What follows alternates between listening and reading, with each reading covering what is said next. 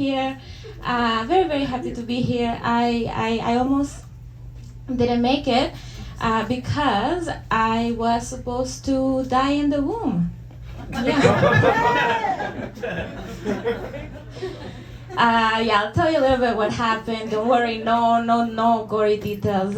So when my mom was pregnant with me, she had like a condition, and I basically couldn't properly like attach myself to her. Right? I couldn't attach myself to her. But it's okay. I made it, right? Spoiler alert. I survived. Yeah. And basically, I just kept like poking in and out. Like, are we there yet? But no, I made it, and I am single. I am single right now, and in average.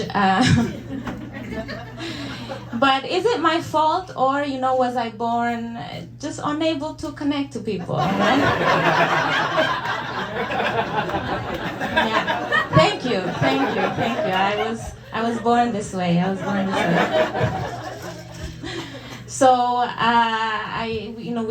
we're in the middle of winter, and I don't know about you guys, but I've been really depressed, I guess.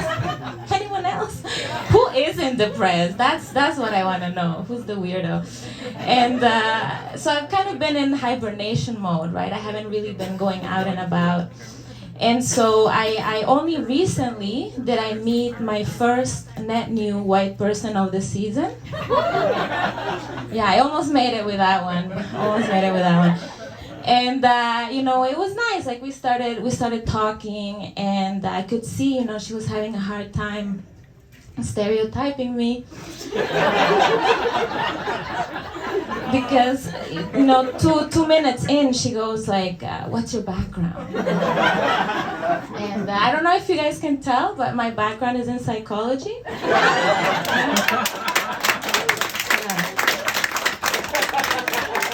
And a lot of people assume marketing, which I think is really rude.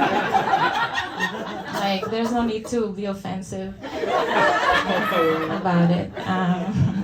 No, but I knew what she was asking. But honestly, for me, and take my advice. Since 2018, I don't tell people where I'm from for free. Right? No.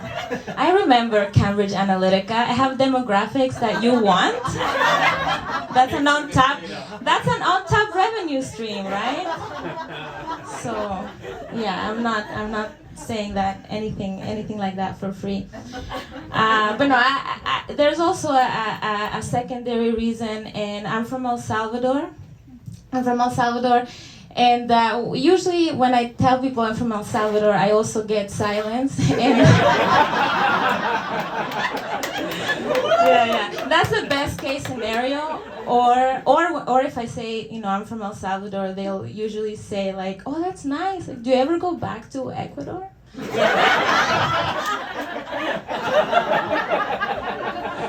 It hurts my feelings, I think I'm owed an inconvenience fee. I think for that, right? I think so. What else did I have here? Right, yeah. So going back to my first net new white person of the season, I don't blame her, right? I don't blame her. I do have an accent when I speak English, right? So I can't blame her. I do have an accent, and I don't know about you, but it does make me a target sometimes, right? For people who want to be my ally. It's 2024. Everyone wants a little bit of diversity. Bring you to Barry, parade you around. I got a Latina in my crew. Yeah. But actually, because of this trend, right? I don't mind being a hot commodity like that, because finally I reached a big milestone in my immigrant journey. I've been here for like almost 20 years, but finally this summer I got invited to a cottage.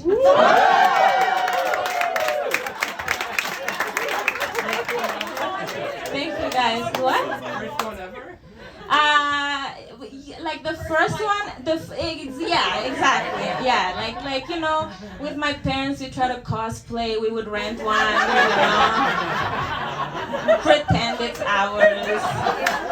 We would like do our heights and stuff. But first like friend cottage, like yeah, and those are the type of allies that I'm looking for, right?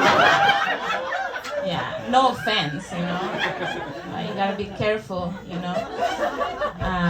yeah, and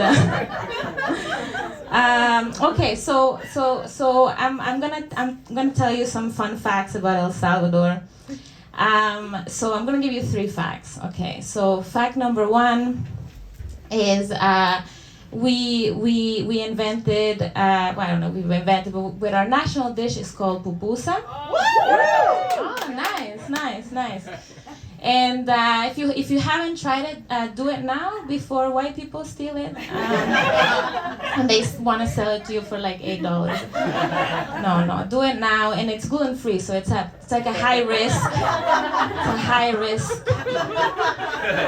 It's an endangered ethnic food. Yeah, I can't do anything for tacos anymore, but I'm half Mexican as well, so I've lost my faith in that. Oh yeah, that was my first fact. My second fact is we have a crypto bro as president. Yeah.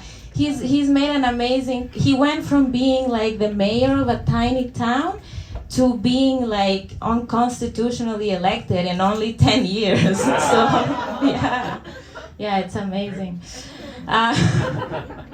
And he even went as far as to make Bitcoin a legal form of payment in the country. And I know, and I really wish I could tell you that our economy tanked right after, but it was already like a rock bottom. So things are still the same. Consistency is good. And then the fact number three is, are you familiar with the Fast and the Furious franchise? Paul Walker. Yeah, Paul Walker. Paul Walker surfed there in the early 2000s. And we as a society are not over it. We venerate him, every year, Paul Walker. And I'll leave you with this. So we spoke earlier that I was a miracle, right? And so how I call myself casually.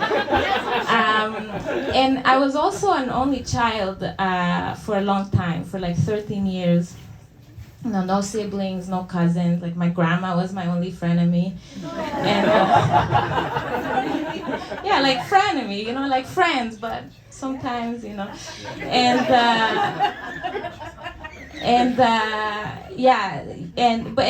my family loved me way too much, right? Like it can really fuck you up as well.